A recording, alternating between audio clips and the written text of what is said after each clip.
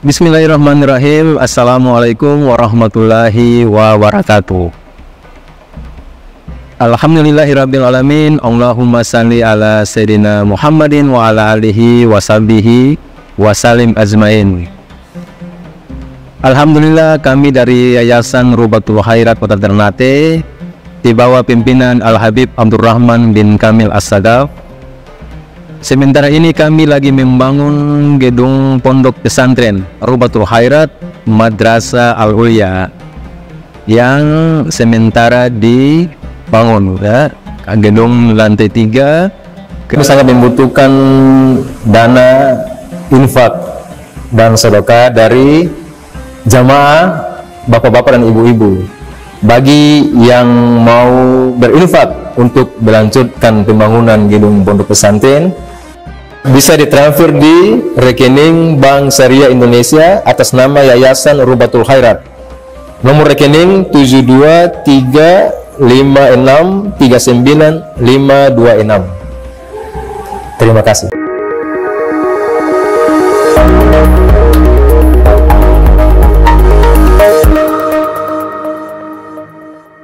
Adab ke-15. Apabila kamu masuk dalam suatu majlis maknanya kumpulan orang yang sedang berkumpul dan duduk di tempat tersebut. Ini keterangan waktu dan tempat. Zarful zaman wal makan. Bisa diartikan waktu duduk dan juga bisa diartikan tempat duduk majlis. Apabila kamu masuk ke dalam suatu majlis, maka janganlah kamu duduk di antara dua orang yang sedang duduk terlebih dahulu. Jadi kita baru datang, misalnya kita datang di satu majlis, sudah ada orang duduk di situ. Terus kita suul adab, datang terlambat, orang sudah duduk di luar, terus suruh besok kemudian duduk di tengah di antara dua orang itu. Lantas bagaimana caranya ketika dia datang dalam satu majlis dan sudah ada orang duduk di tempat tersebut? Maka caranya adalah dia mengambil tempat yang ada di sisi dari kedua orang. Jadi misalnya ada dua orang duduk, dia duduk di samping kanan atau kiri. Kalau memang sudah penuh, ada ruang yang terbuka sedikit, minta izin kepada orang yang sudah duduk. Boleh saya duduk di sini? Mereka kasih orang sudah duduk. Tapi tidak boleh datang, tahu-tahu datang langsung sudah orang geser. Kemudian dia duduk di tengah, di antara dua orang. Tapi caranya adalah ambillah posisi kanan atau kiri dari dua sisi dua orang yang sedang duduk. Dan sungguh Rasul sallallahu alaihi wasallam beliau bersabda, la tajlis baina rajulaini illa biiznihima. Janganlah kamu duduk di antara dua orang yang sudah duduk di tempat tersebut terkecuali dengan izin dari dua orang tersebut. Hadis riwayat Abu Daud yang lahir tahun 202 Hijriah, wafat 275 Hijriah. Di dalam Sunan. Wa mustahab liman jalasa baina itsnain idza fasaha lahu wa akramahu bidzalika an yajma'a nafsahu wa la yatarabba. Dianjurkan bagi orang yang duduk di antara dua orang, apabila dua orang itu sudah memberikan kelapangan baginya dan kedua orang tersebut memuliakan dirinya dengan hal tersebut, artinya diizinkan dia dulu. Jadi dia dapat izin Ada 2 orang duduk, udah tahu dia datang, 2 orang ini mempersilahkan dia. Mereka berdua bisa ngasih kemuliaan pada orang itu, duduk di tengah di antara keduanya. Berarti dia sudah dapat ini. Maka ketika dia duduk, jangan bersilah. Sudah dikasih tempat, tahu-tahu datang, duduknya manusia. Bersilah itu ya, dia duduk melebarkan kedua kakinya, ya, sehingga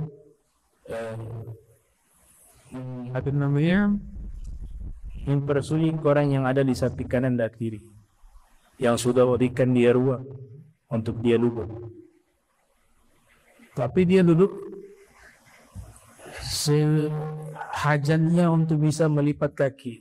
Ini kasus sama seperti orang sholat tasyahud akhir. Ya, tasyahud akhir. Sunnah duduk namanya tawarruk. Tawarruk itu ya duduk. Kita gimana ya? Cara duduk ya tasyahud akhir itu. Itu kan kadang-kadang dalam satu saf itu sempit sudah, padat. Tapi dia memaksa untuk tawarruk sampai akhirnya menduduki kaki orang. Sudah begitu badannya besar.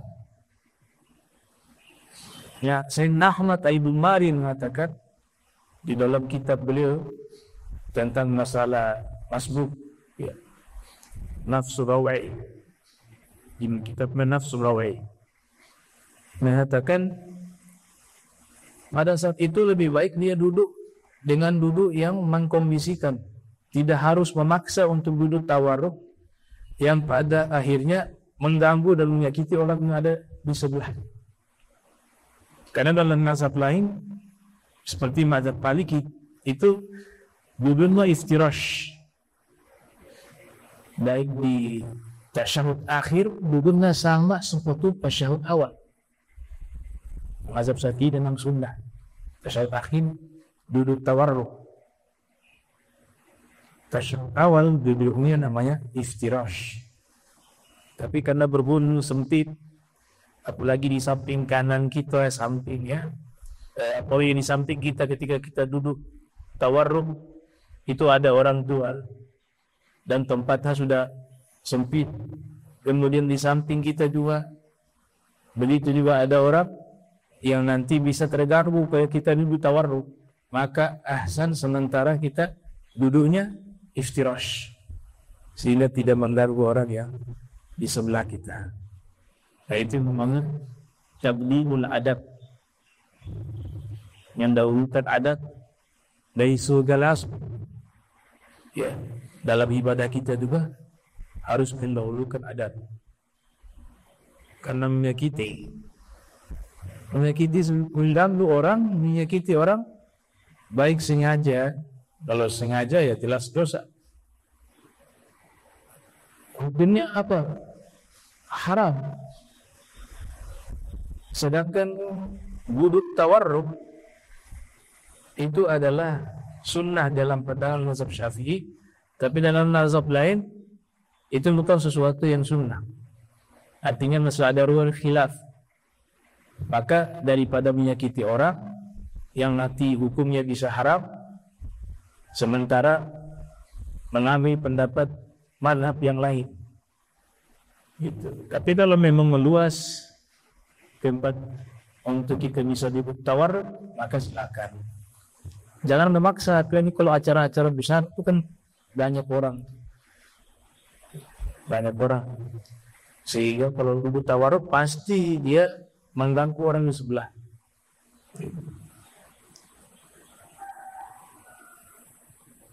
Maka di sini dikatakan demikian, kalau sudah dikasih ruang duduk sewajarnya. Jangan melebarkan kaki, dia tidak peduli sama orang yang ada di samping kanan, samping kirinya. Qala Ibnu Arabi, berkata Ibnu Arabi. Jadi beberapa ulama yang memiliki nama yang mirip. Ada namanya Ibnu Arabi, ada yang namanya Ibnul Arabi. Tadi yang pertama Ibnu Arabi, yang kedua Ibnul di alif lam. Al-Arabiyah itu menggunakan alif lam. Ibnul Arab. Yang ketiga, Ibnu A'rami. Ini 3 orang ulama yang berbeda. 3 orang ulama yang berbeda. Yang pertama tadi, Ibnu Arabi itu dikenal sebagai tokoh sufi. Ibnu Arabi, kelahiran abad 5 Hijriah. Terkenal dengan julukan Muhyiddin,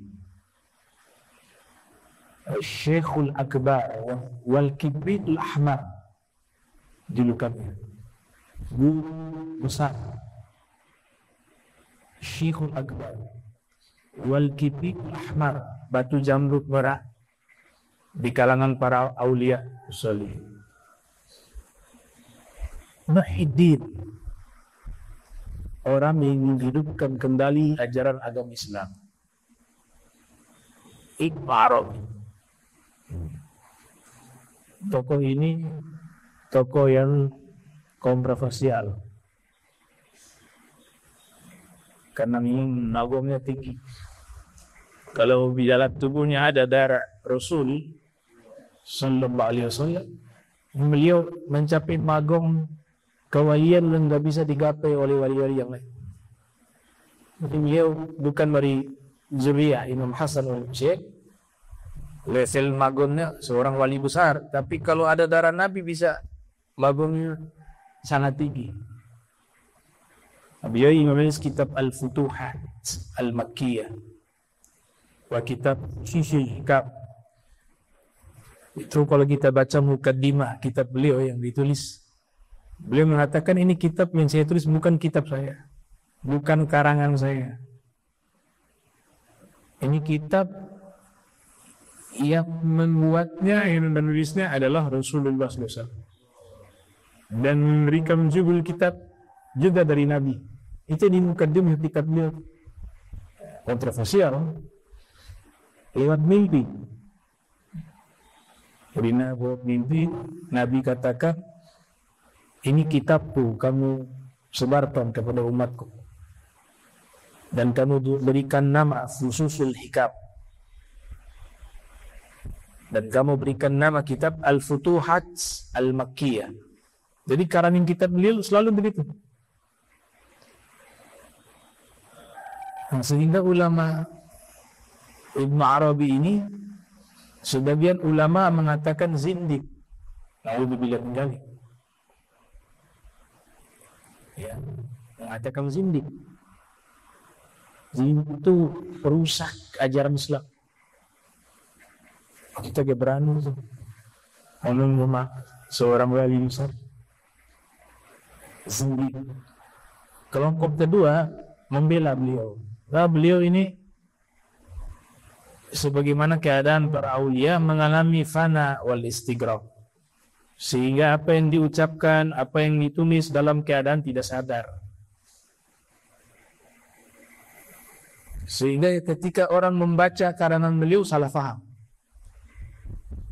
Itu pendapat kedua. Jadi beliau tidak menyimpang, tapi memang keadaan ruhaniah beliau waktu itu sedang fana. Kelompok ketiga ulama tawakuf, tidak memberikan komentar, tidak membela, juga tidak menvonis. Tapi kelompok pertama menvonis sudah sesat, zindik dan sebagainya. Di antara yang membela Ibnu Arabi adalah Al-Imam Ibnu Hajar Al-Haytami. Di dalam kitab Fatawa beliau juga termuat pembelaan itu. Dan di antara yang memvonis beliau Ibnu Taimiyah. Tapi wallahu a'lam Ibnu Taimiyah ini juga banyak dipalsukan buku-bukunya. Kemudian Ibnu Taimiyah, masyhurnya itu ada 4 orang yang bernama Ibnu Taimiyah. Dari ayahnya, kakeknya itu ulama juga, biasa disebut dengan Ibnu Taimiyah. Jadi jangan salah paham, Ibnu Taimiyah yang diikuti saat ini yang terkenal itu Ibnu Taimiyah yang cucu. Taqiyuddin julukan. Taiki pertama namanya siapa? Ibn Arabi. Kelahiran Spanyol. Tapi meninggalnya di Damaskus, di Suriah. Kemudian ada yang terkenal juga namanya Al-Imam Ibnul Arabi. Nah, perbedaannya di alif lam di lafaz Al-Arabi. Sehingga ulama membedakan kalau sebut Al-Imam Ibnu Arabi itu berarti tokoh sufi. Kalau disebut Al-Imam Ibnul Arabi, salah satu ulama pakar Al-Quran. Al-Maliki, bermazhab Maliki. Wafi riwayah, salah satu teman dekat Imam Ghazali. Biasa mereka berdua saling munakasyah ilmiah, diskusi ilmiah. Nah, dan dalam satu dialog itu direkam menjadi satu kitab. Diskusi antara Al-Imam Al-Ghazali dengan Al-Imam Ibnul Arabi Al-Maliki. Beliau ulama abad keempat, abad 5 Hijriah. Abad 4 Hijriah. Hampir sama dengan Syekh Muhyiddin Ibn Arabi. Setelah wafatnya Syekh Abdul Qadir Al-Jilani yang lahir 470 Hijriah, wafat 561 Hijriah. Setelah itu masanya beliau Ibn Arabi. Kalau Al-Imam Ibn Arabi Al-Maliki sezaman dengan Hujjatul Islam Al-Imam Al-Ghazali. Dan pernah menjadi guru di Madrasah Ribawiyah. Nah, beliau ini terkenal dengan keahliannya di bidang tafsir ayat-ayat hukum. Sehingga ada kitab beliau berjudul Tafsir Ayatil Ahkam atau Tafsir Ahkamil Quran. Kitab tafsir yang membahas tentang hukum-hukum Al-Quran. Yang ketiga bernama, yang saat ini kita bacakan pendapat beliau, bernama Al-Imam Ibnul Arabi. Al-Imam Ibnul Arabi. Beliau pakar bahasa Arab. Ulama terkenal pakar bahasa Arab.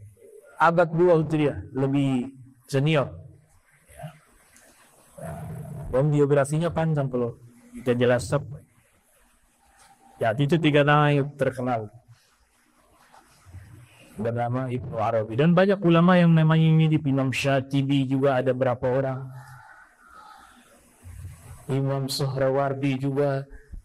Tokoh ulama yang kurang lebih ada 3 sampai 4 orang. Al-Imam As-Subki juga ada 3 orang. Ada As-Subki anak yang Imam Taqiyuddin As-Subki, itu ayah. Ulama juga Madhab Syafi'i. Anaknya 2 orang saudara ulama juga. Yang terkenal namanya Tajuddin As-Subki. Itu yang paling terkenal, paling alim. Ya, kelahiran tahun 727 itu. Wafat 771 Hijriah. Yang menulis kitab Tabaqat Asy-Syafi'iyatil Kubra.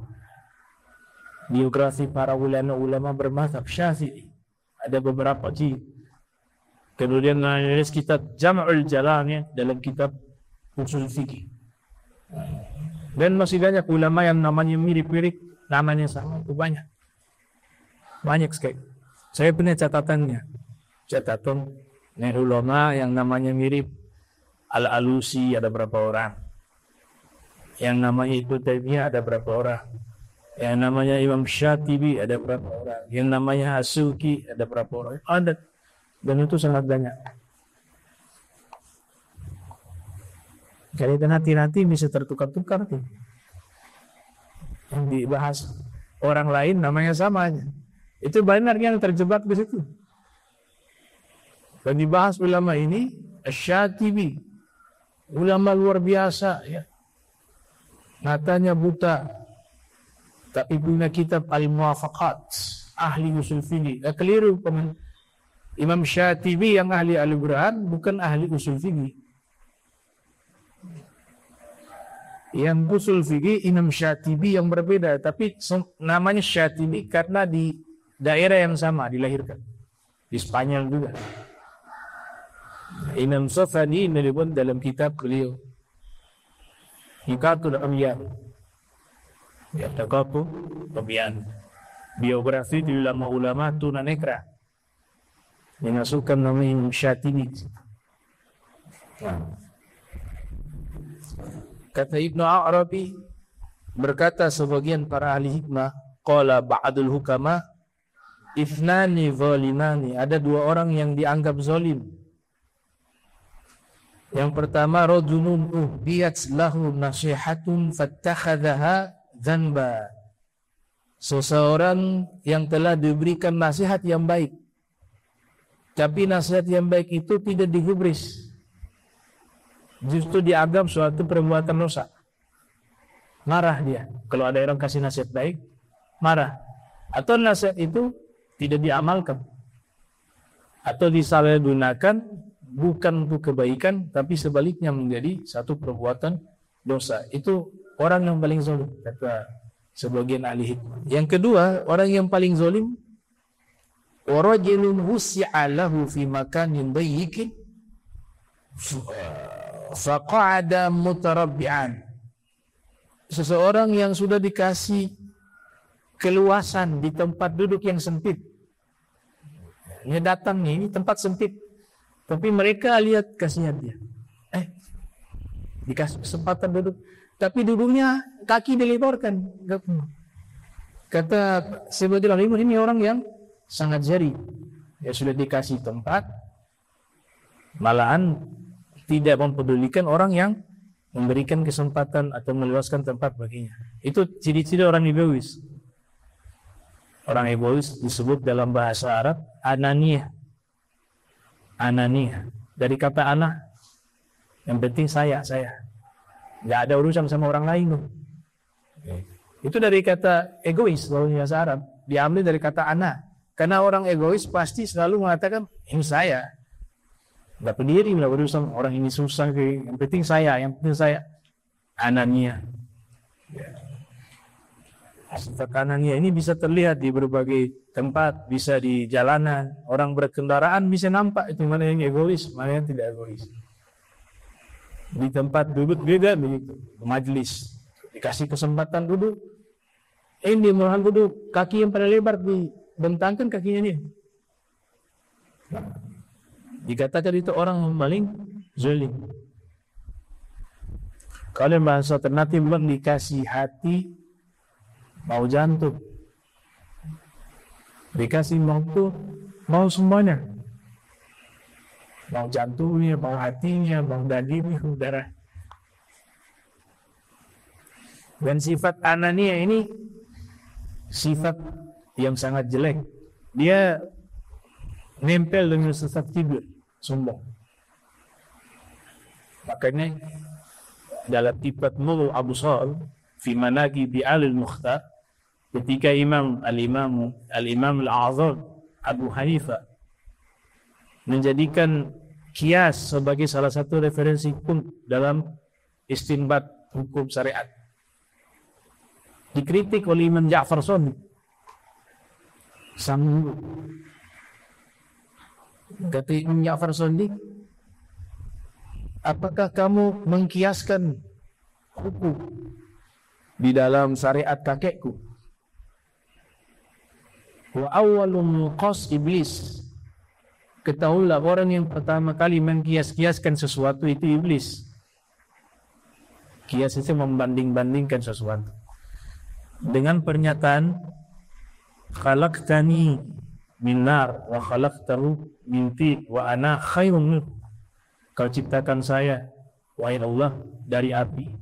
Kau ciptakan Adam dari tanah. Itu kan mengkiaskan dirinya lebih mulia karena dari unsur api dia diciptakan, dan menganggap Nabi Adam itu rendah karena diciptakan dari unsur tanah. Wa ana khairun minhu. Pada puncaknya, ketika membanding-bandingkan sesuatu, membanding-bandingkan dirinya dengan orang lain dan menganggap dirinya lebih baik, pada akhirnya terjatuh kepada sifat kesombongan. Makanya ditutup dengan ucapan ana khairun minhu. Nah, kata ana di situ anania, egois.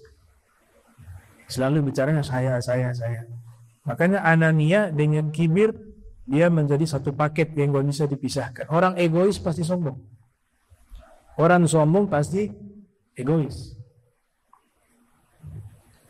Bang kebanyakan mengatakan ana. Abu Yazid Muhammad mengatakan saya berlindung pada Allah dari kata ana kan, ana nahnu, wa ini.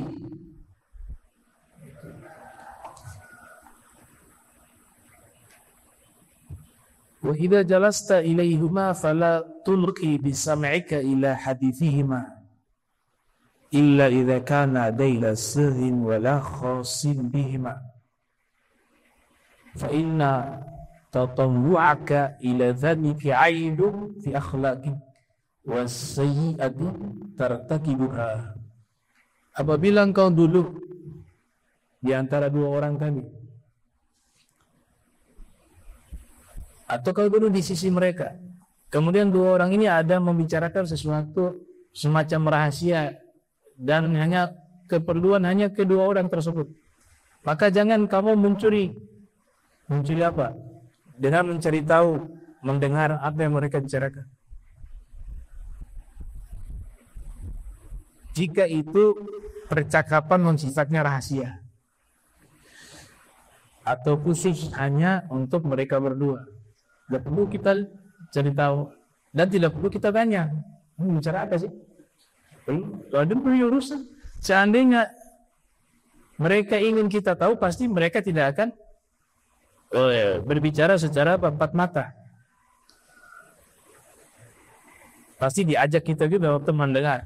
Berarti itu kan hajatnya untuk mereka berdua saja. Kita tidak perlu tanya, tadi ngomong bicara apa? Nah, ini urusan mereka mungkin. Berarti ada adab juga. Adab bagi dua orang yang berbicara, kemudian ada satu kawannya duduk bersama mereka, jadi 3 orang. Kawan yang ketiga sudah diajak bicara, itu juga dosa besar. Nanti masuk ke bab itu. Ini adab Islam seperti ini, luar biasa. Kecuali memang berita atau percakapan itu tidak bersifat rahasia, maka silakan kamu mendengar. Tapi jika itu bersifat rahasia dan kamu berusaha mencari tahu apa yang mereka obrolkan, itu satu aib di dalam akhlakmu, satu keburukan yang ada dalam akhlakmu, dan satu perbuatan buruk yang telah kamu lakukan. Satu perbuatan buruk yang kamu lakukan. Qala sayyidina Rasulullah sallallahu alaihi wasallam, man istama'a ila hadithi qaumin wa hum lahu karihun subba di tasjid subba fi udhumaihi al-haruka yaumal qiyamati ay ar-rasus al-muzam. Nabi bersabda, siapa yang mendengar satu obrolan dari satu kaum, sedangkan mereka tidak suka orang itu mendengarnya, cuma dia sibuk, ya, ini saja cerita. Apa kata Nabi?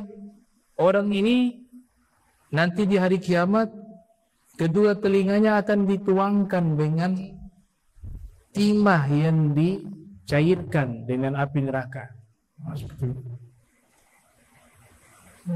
Ar-rasus al-ludha, ar-rasus ima, nizar yang dicairkan dengan cara dibakar.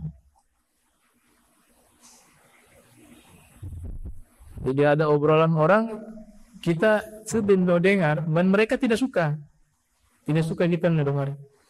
Makanya yang obrolan juga ini harus tahu ada. Kalau memang tidak suka dia dengar, minta waktu mau bicara petnaka di tempat lain. Cari kondisi yang tepat.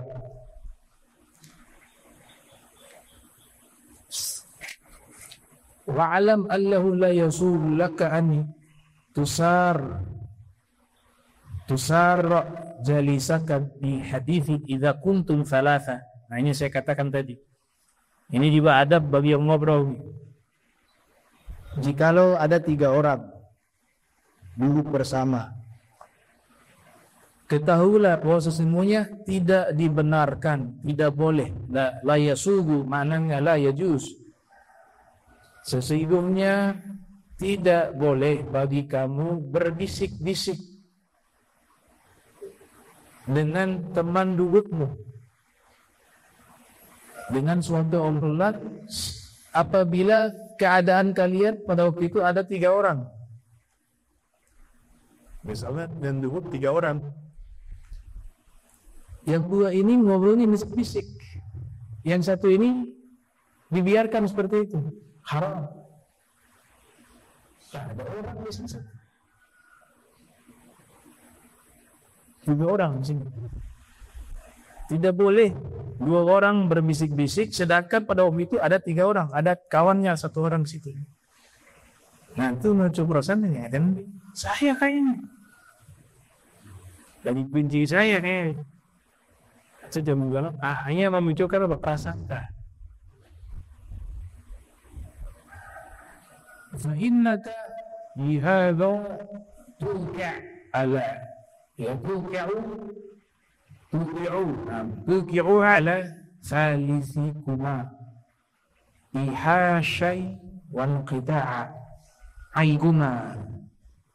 Kalau hal itu dilakukan akan menyebabkan kesalahpahaman dan juga bisa membuat sedih hati orang yang ada di samping, tidak dihormati, tidak dihargai, tidak diajar ngobrol, kemudian 2 orang sibuk bisik-bisik. Suul adab.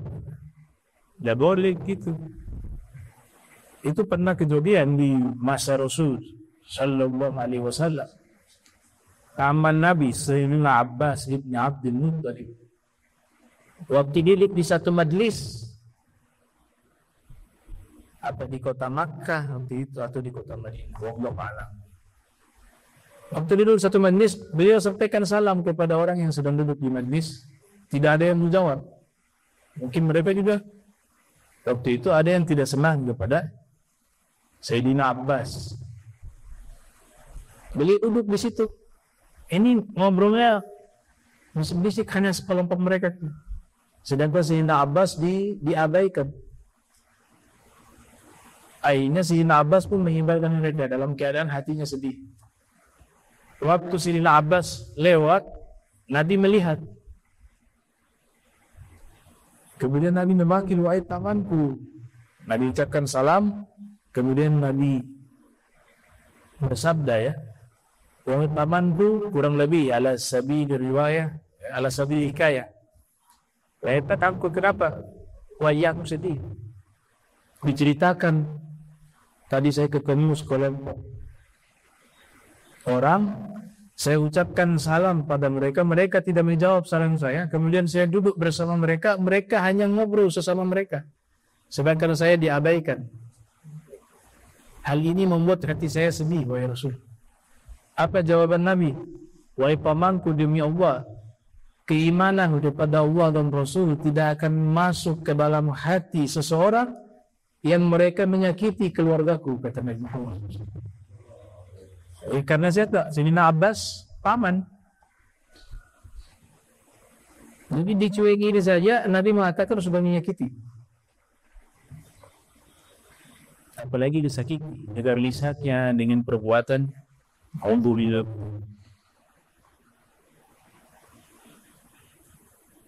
Tapi kalau ada 3 orang jangan bisik-bisikin 2 orang.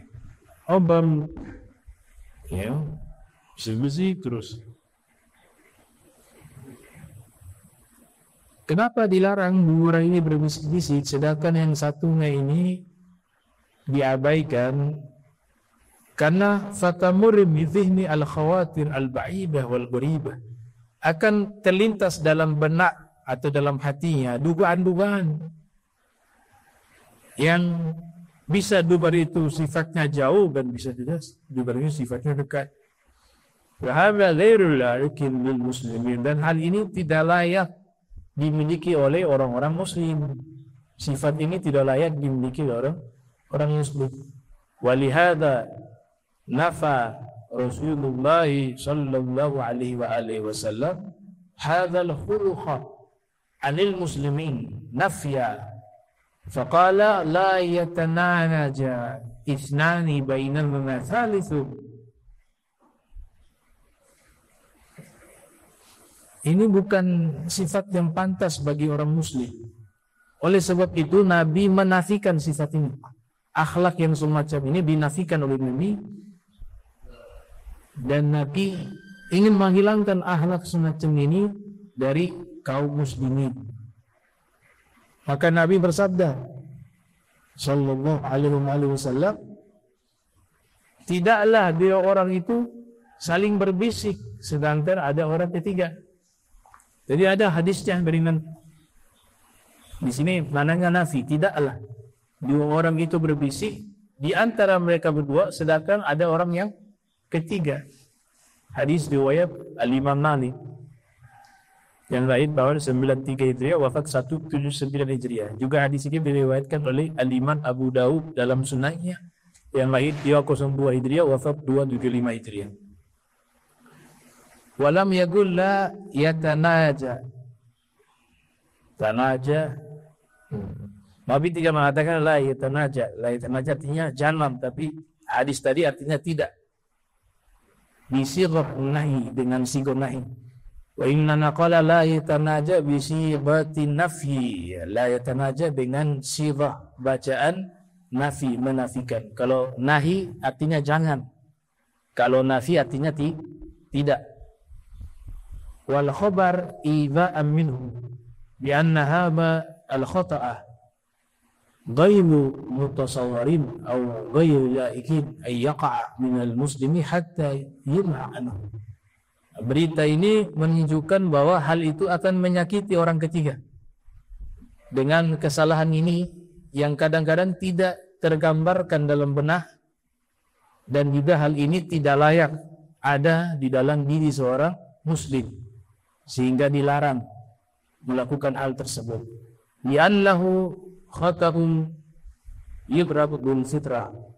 Kadang-kadang perbuatan yang buruk dan salah ini tanpa dia belajar, kalau dia punya akal yang sehat, hati yang bersih, sekalipun tidak belajar tentang adab secara teoritis, itu hatinya sudah bisa jawab, ini salah nih, gak boleh ini. Pernah merasakan itu kan? Walaupun sebenarnya ilmu ini belum sampai kepada kita. Karena fitrah manusia itu kalau bersih, pasti dia berada di dalam kebenaran. Bisa saya duduk 3 orang terus ngobrol hanya yang sebiasa saja.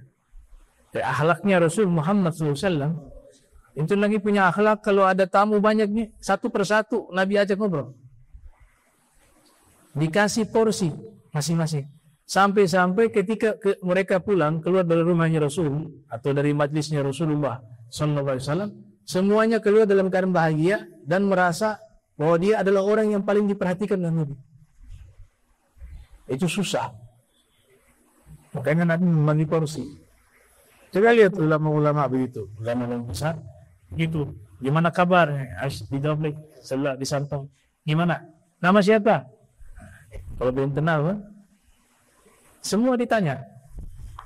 Itu akhlaknya Rasul. Yang luar biasa, semuanya merasa diperhatikan oleh Nabi dan merasa menjadi orang terdekatnya Nabi. Itu gimana akhlaknya gitu? Dari sekian banyak tuh sahabat, semua merasa saya ini sangat diperhatikan di Rasul. Saya ini paling dekat dengan Rasul. Karena Rasulullah membagi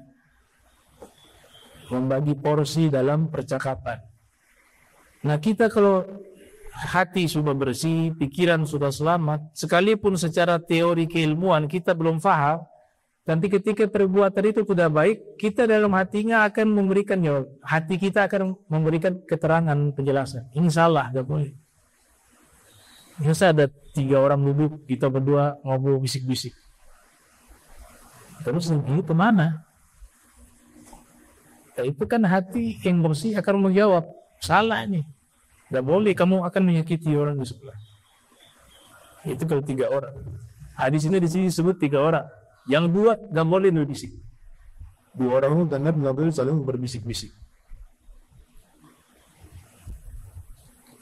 Wa hadal hadis rawahu Malik wa Abu Dawud. Ini hadis diriwayatkan oleh Al-Imam Malik dan Imam Abu Dawud. An Abdullah bin Umar, dari Abdullah bin Umar radhiyallahu anhuma. Wa bad su'ila Ibnu Umar faqila lahu fa idza kanu arba'ah qala la yadurru ay la ba'sa hidin bil musarrah wal mumajah. Ada yang bertanya kepada Ibnu Umar, kalau yang tadi kan larangannya 3 orang, sekarang ada 4 orang, bagaimana? Ada 4 orang duduk, yang 2 berbisik, dan yang 2-nya saling ngobrol. Bagaimana kalau 4 orang? Kata Ibnu Umar, kalau 4 orang gak ada masalah. Tidak mengapa pada waktu itu ngobrolnya berbisik di antara 2 orang tersebut, karena yang satu masih ada kawan ngobrol. 2 orang itu berbisik. Di sini 2 orang, ada 2 orang, ya dia bisa ngobrol sama teman sebelah, sehingga potensi dugaan dahi tidak baik atau kesedihan hati karena dicuekin, diabaikan, kan tidak ada, sebab dia ada teman ngobrol. Yang dilarang di sini kalau 3 orang. Atau 4 orang juga bisa. Kalau ini istihad saya, 4 orang juga bisa masuk ke hukum yang sama jika yang saling ngobrol hanya 3 orang, satu dicueki. Bisik ini dah, dia bisa dia disembah, habis kita tidak semua. Yang ini tidak diajak ngobrol, itu bisa haram juga sama. Yang dimaksud oleh Ibnu Umar di sini 4 orang tidak masalah, artinya yang 2 orang sedang ngobrol, yang 2 orang sedang berbisik, itu ada masalah.